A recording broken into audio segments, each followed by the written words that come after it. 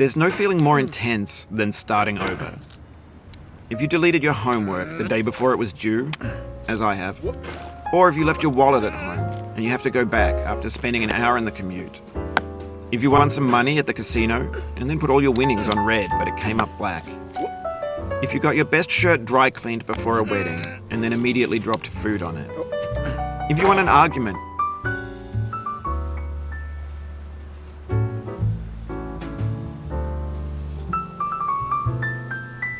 with a friend and then later discovered that they just returned to their original view. Starting over is harder than starting up. If you're not ready for that, like if you've already had a bad day, then what you're about to go through might be too much. Feel free to go away and come back. I'll be here.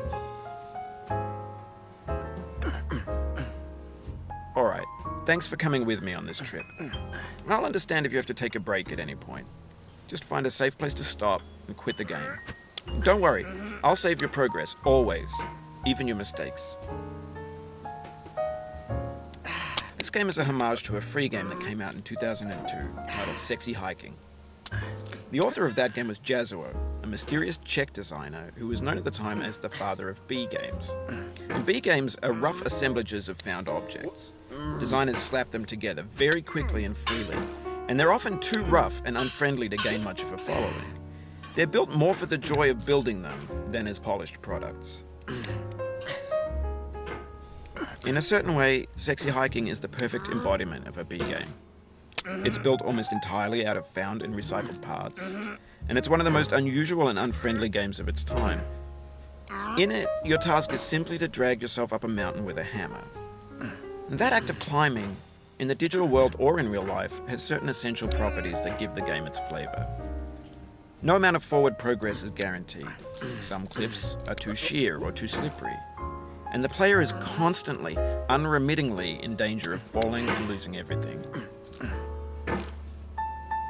Anyway, when you start Sexy Hiking, you're standing next to this dead tree that blocks the way to the entire rest of the game. It might take you an hour to get over that tree, and a lot of people never got past it. You prod and you poke at it, exploring the limits of your reach and your strength, trying to find a way up and over. And there's a sense of truth in that lack of compromise.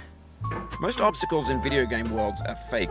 You can be completely confident in your ability to get through them once you have the correct method or the correct equipment or just by spending enough time. In that sense, every pixelated obstacle in Sexy Hiking is real.